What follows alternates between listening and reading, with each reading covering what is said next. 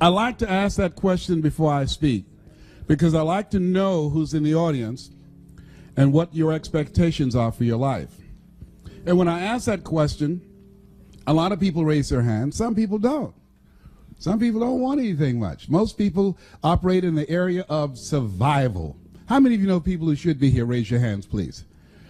See, they're fine just like they are. Now, but there are some people who that just surviving is not enough. I believe that there are three types of people in life. They're winners, they're losers, and they're winners who've not discovered how to win yet. And these individuals, it's something about them that drives them, that they will invest in themselves. They go to seminars and workshops and lectures, and they're seeking, there's something in them that says, I can do better than this. That there are people who would be glad to be where they are and would be happy, but they're not. How many of you know if you had your life to live over again, you can do more than what you've done thus far? Raise your hands. I was reading a story about George Bernard Shaw, who was a very brilliant man in his day, and I love to quote him. But one of the things that was asked George Bernard Shaw that really resonated with me at the end of his life, somebody asked him, if you had to be anybody in the world, anybody throughout history, if you had the power to be born again, who would you like to come back as? And without blinking, he said, I'd like to be born as the man I never was. I like to be the man I never was, that I never became. Seeking to connect with that person. There's another person here that you're looking at. There's somebody else back there. And every chair in this place, there are two people in this place in every chair. You're in the chair with somebody else. There's another person back there. You know they're back there. And that person is the person that you want to become connected with. And sometimes you do. Sometimes you've had some experiences where you said, I can't believe I'm doing this. How many have ever done that, please? That you surprise yourself. Well, every time I speak, I see this as such a sacred opportunity. And I'm so happy. Sometimes I think I'm dreaming, because when I look back on my life, and this Les Brown that you see was in bondage for so many years, didn't come out till late in my life. I had him under arrest. I was in bondage with fear. I wanted to do what I'm doing. And I thought about things I wanted to accomplish, and I held myself back because I was afraid to fail.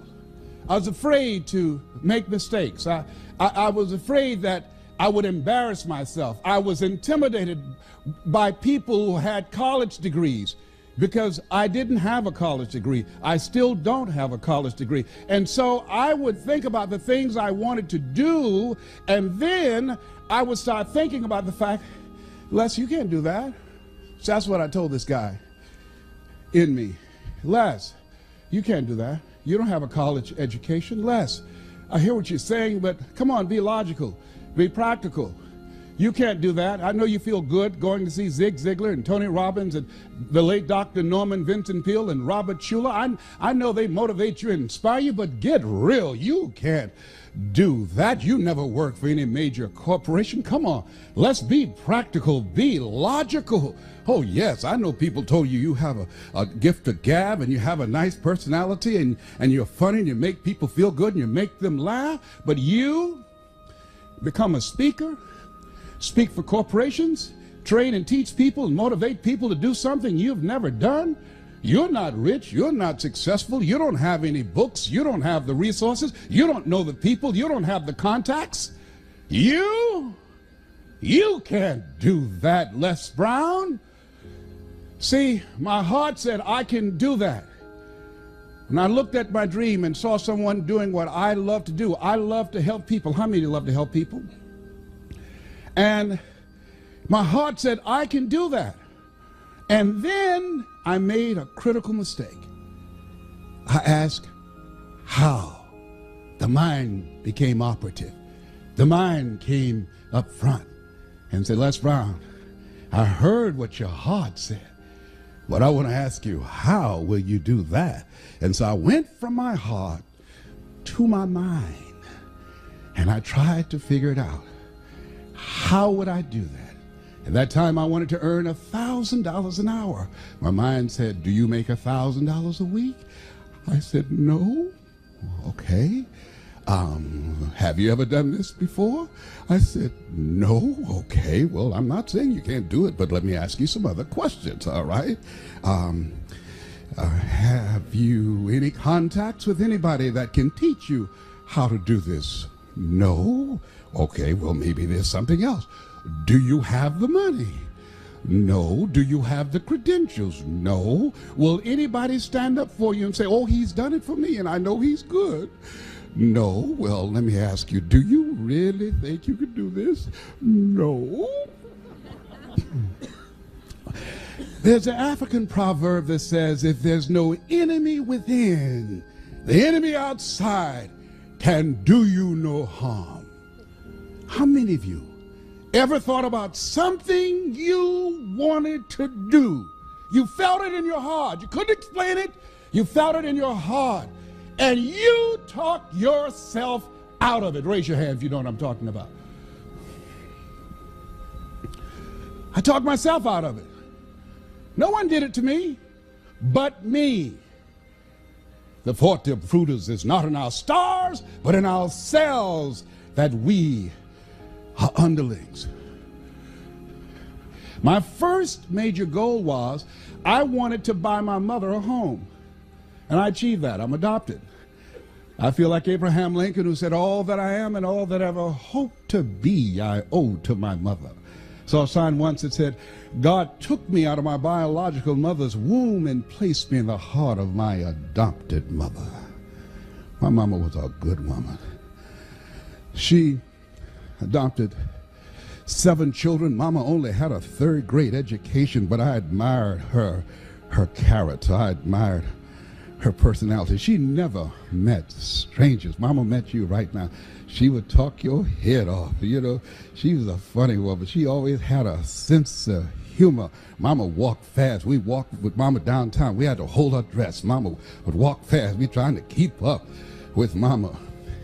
Years later, at the end of her life, she was 89 and suffering from breast cancer. We took her to a furniture warehouse, and she got out of the car with my sister, and she was holding my arm, and I said, Mama, I said, they have a wheelchair here. Can I get this wheelchair for you? And I went and got the wheelchair, and she looked at me. She said, no, boy, I would walk this place myself.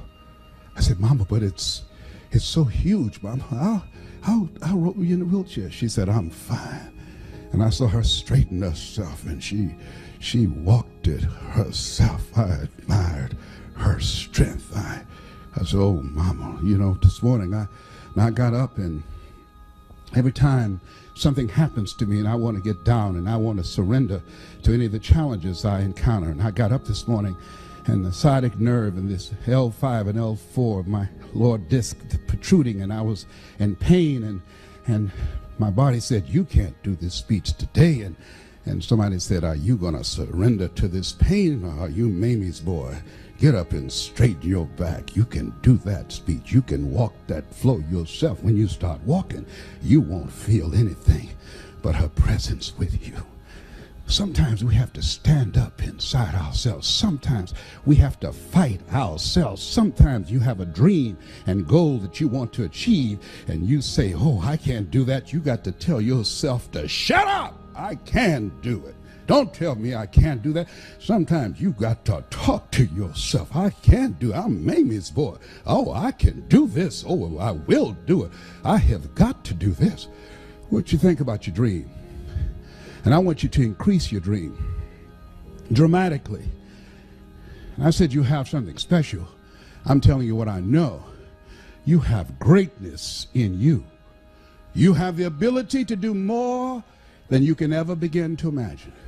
I don't even know you, but I'm telling you what I know from my own experience. And greatness, ladies and gentlemen, greatness, it's a choice. It's not your destiny. Most people never discover their greatness. Most people, ladies and gentlemen, go to their graves living a life of mediocrity, living a life far below their potential. Oliver Wendell Holmes said most men and women go to their graves with their music still in them. A friend of mine, Dwight Pleasure, was eulogizing his brother in Chicago, and I attended the funeral. Dwight, powerful speaker, he gives a presentation called How to Start Over Again, how to make it from scratch. Oh, Dwight is powerful. Dwight had lost his life for years to drugs and crack cocaine, lost everything, and he came back again. He demonstrated comeback power going around the world, changing people's lives, and he was eulogizing his brother. He said, and the room was very quiet and very somber, and he said, my brother was in the room in California, and they told me he died by himself. And he said, and I submit to you that my brother didn't die by himself. That with my brother died a lot of dreams. With my brother died a lot of potential. My brother had a lot of good ideas. And my brother was one of those guys that said, one day I'm gonna, and everybody started laughing. Because everybody knew his brother was talking about various things all the time. One day I'm going to do this, and one day I'm going to do that, and one day I'm going to do. He had a lot of good ideas that he never acted on. And when he died, when he took his last breath, all those ideas, and one day I'm going, all of that went down in the grave with him. Henry David Thoreau, come forward, what are your words? He said, oh God, to reach the point of death, only to realize that you've never lived, only to realize that you've never scraped the surface of your potential. Jim Rohn, come forth, what would you say? When the end comes for you, let it find you conquering a new mountain, not sliding down an old one. Oh, no. Ladies and gentlemen, a lot of people die full of their dreams, full of talent, full of ideas, full of skills, full of intelligence and abilities that they never reached for. They never tapped. They never got into. They never used it. Never used it. And so how do we do that? What is it that blocks us? Well, I mentioned one. Mine was fear. Here's another one. I didn't feel good enough. I was comparing myself to other people. I didn't feel, because I didn't have a college education, and based upon my failures and disappointments in the past and things that I'd attempted to do and they did not work out, I built a very practical, realistic, logical case on why I couldn't have my dream. And so I want whatever dream you have, I want you to expand it, I want you to increase it, and I want to warn you, don't ask yourself how you're going to do it. How is none of your business. Don't get trapped there. And don't worry about failing. You're going to fail. You're going to make some mistakes. You're going to look stupid. Why? It's called life. Write this down. Make it okay to fail. Goethe says, that which does not kill you will make you stronger. See, well, I found that, as the saying goes, most people fail in life not because they aim too high and miss. Most people fail in life because they aim too low and hit.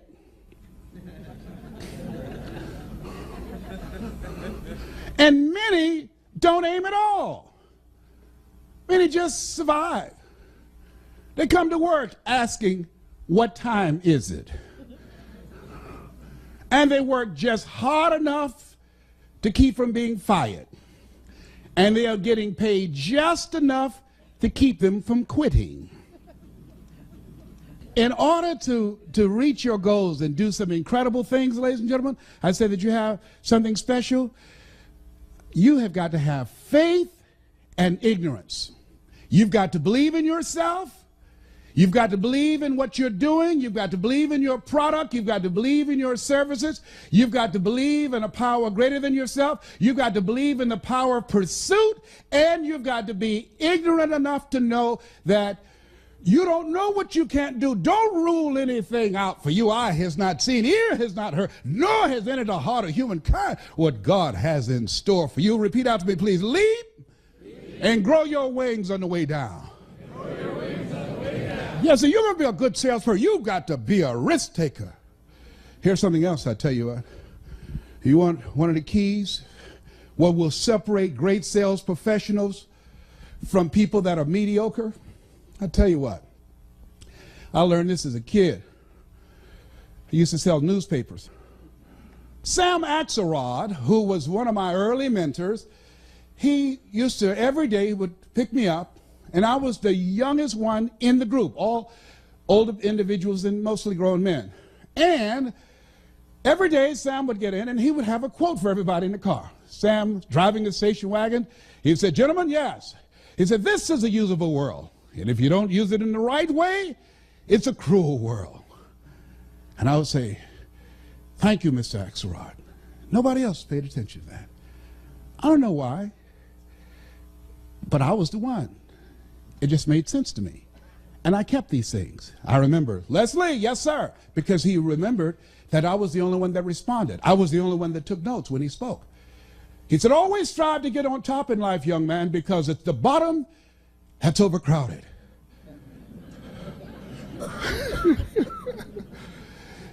Yes, sir. Thank you, Miss Axelrod.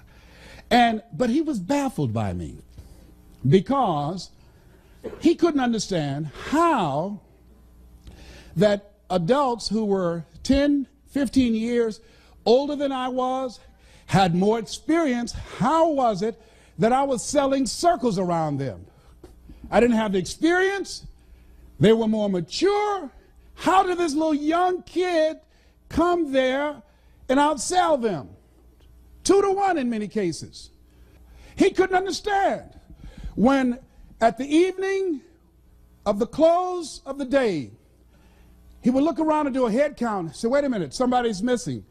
And everybody said, you know who it is, that Leslie guy. Leslie!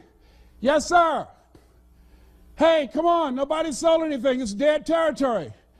Oh, I can't come now, Sam. Why? I haven't sold anything. Leslie, no one sold anything. You guys sold anything? No, sir. Some of the territories are dead, Leslie. Sam? Yes, sir. I can't come. Why? I haven't sold anything. Leslie, no one sold anything. That's them, Sam. I'll get home all right. I'll be all right. Leslie, in order for you to get from here back to Overtown from Liberty City, you've got to pass the 20th Street Shops, the 14th Street Gang. Leslie, that's dangerous, young man. Sam, I'll be all right. It's late. It's late. It's after 8 o'clock. I'll be all right. And the guys would say, come on, Sam. He's a fool. Leave him. Leave him. He won't stop. And see, these guys, it was just extra chump change, I guess. I don't know. Maybe to have a new suit, pay a little small bill here and there. For me, it was different. My mother adopted 7 children. Because of arthritic condition, she lost her job.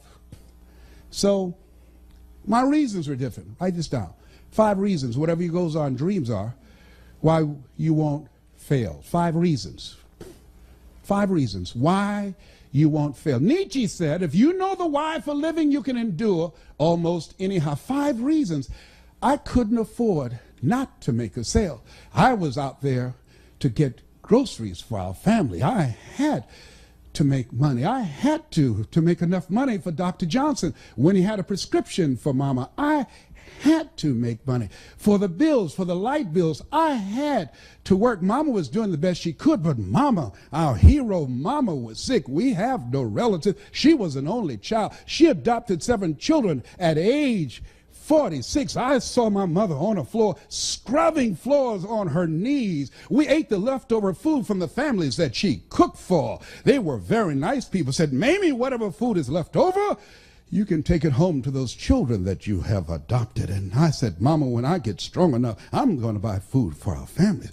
We wore the hand-me-down clothes of the children that she kept. They would say, Mamie, whatever clothes here that you could use, these children of mine don't need these. Take them home and let those kids wear those clothes that you have adopted. If they were too large, Mama would sew and take them up. If they were too small, she would let them out. And now Mama was sick, and I said, Mama, what, boy? I'm going to take care of you. How? Don't worry, Mama. And I sold newspapers, and I sold television sets, and I used to collect copper and aluminum from garbage cans and junk piles, and I would bend them together and put them in a bag and a box being booed. We'd take them to Pepper's Junkyard over in Overtown in 11th Terrace and 4th Avenue. And they put them on a scale and give us $5. I would stand on the corner. Hey, we need some boys to come move some stuff. Hey, you're too small. Oh, I'm small, but I'm strong. You see my muscle, man? I'm strong. Okay, boy, you got a lot of mouth. You better be able to be strong. You know? And I'll be grunting stuff and carrying stuff. You know, I was determined I wasn't going to steal. That was not an option. Mama worked too hard. I promised my mama, I'll never get in trouble. I'm going to do the right thing. Mama, I'm so proud of you, and I'm so glad that you decided to adopt us. I love you so much. I'm going to take care of you, Mama. I'm going to work hard just like you. Isn't it interesting how kids can be in the same family, raised by the same parents, same circumstances, end up dramatically different? What is that? Remember I said that you have something special? I believe that people go to seminars and workshops. They have that's something. I don't know what it is. It's just something about us that we're different. We don't know why we just got to have more. We don't know why we have this restlessness and say to ourselves, this just can't be it. There's got to be something better. We don't know. We just got to do this. We just got to keep on stretching, got to keep on learning. We don't care about failing. I read something that was in my first book by Dr. Benjamin Mays. He was a great man, great motivator, one of the mentors of Dr. Martin Luther King Jr. Dr. Benjamin Isaiah Mays says, it must be borne in mind that the tragedy of life does not lie in not reaching your goals. The tragedy lies in not having any goals to reach. It isn't a calamity to die with dreams unfulfilled, but it is a calamity not to dream. It's not a disaster to be unable to capture your ideas, but it is a disaster to have no ideas to capture. It's not a disgrace not to reach for the stars, but it is a disgrace to have no stars to reach. I say you got goals and dreams, things that you're reaching for, things that will make you stretch, things that will challenge you. I say don't lose that passion and that drive for life. It will keep you alive. I'm telling you what I know. Doctors looked at me 8 years ago and said, you have cancer. 8 years ago, they gave me 2.5 years. I was still here. I told my group of speakers that I trained, I said, I'm going to beat this, and this is a year. All of them said, okay, Les, we believe you, man. We're believing in you. And then they start calling the person who manages my speaking program and say, will we get a refund when he dies? Because they were believing the numbers. Because the PSA 1 to 4 is normal. 119, that's serious. I went to the MD Anderson, which is #1 in the world. Sloan Kettering, Johns Hopkins, Howard University. Went to all type of doctors and urologists and oncologists. And they said, Mr. Brown, I'm sorry, young man, but we've done all we can do. And let me share something with you. Write this down. Work on yourself. See, the people that are going to reach their goals and dreams, not only do they have compelling reasons that drive them, because the thing that drove me, that kept me ahead of everybody else, I had some compelling reasons of why I was selling television sets, no money down. I had some compelling reasons that I'd go to a door at 10 o'clock at night and knock on the door. Hello? Yes? Who is that? Hi, would you like to buy a nice working television set, no money down? Boy, do you know what time it is? Yes, I do. It's 10 o'clock at night, and I take care of my mama, and I'm going to sell a television set tonight to somebody, and it might as well be you. And finally somebody said, fool, come on in here. It better be a good one. You got to have some reasons. Reasons will drive you. Reasons will give you comeback power. One of my good friends, Willie Jolly, has a saying, one of his books, that if you get knocked, no, he says, a setback is a setup for a comeback. A setback is a setup for a comeback. When they said, you have cancer, one of the things that was different for me than everybody else, and I just finished doing a presentation called You Are More Powerful Than Cancer, was because of the fact that I listened to so many positive things. I went to so many lectures. I talked to so many people that were cancer conquerors. I asked them, what did you do? And when people said to me, oh, my uncle died of prostate cancer, my father died from prostate cancer, my mind said, well, that has nothing to do with me. I don't want to hear nothing about that. I'm not being insensitive, but don't tell me that. That's not my destiny. I got too much work to do. I got things that I'm supposed to accomplish. And so I had a mindset that, hey, I can beat this. I can get past this. Oh, no, I'm not going out like this. See, you got to stand up in yourself. You got to fight. You will have opposition. Things going to happen to you in life. It's called life, and it's not personal. Stuff's going to happen. And if you make it to the 40-yard line, if you can make it to age 40, between 40 and 60, it begins to intensify. All kind of things happen. Between 40 and 60, my mother was diagnosed with breast cancer and finally died. Between 40 and 60, I was diagnosed with prostate cancer. Between 40 and 60, I went through a divorce from someone that I loved very much. Between 40 and 60, my best friend died waiting on a liver transplant. Between 40 and 60, had a nationally syndicated talk show, highest rated, fastest canceled talk show in the history of television. Between 40 and 60, oh, life put a whooping on me. My God, how many of y'all had yours already? Tell me, how many of you know what I'm talking about? It ain't personal. Don't say, why did this have to happen to me? Why not you? Who would you suggest?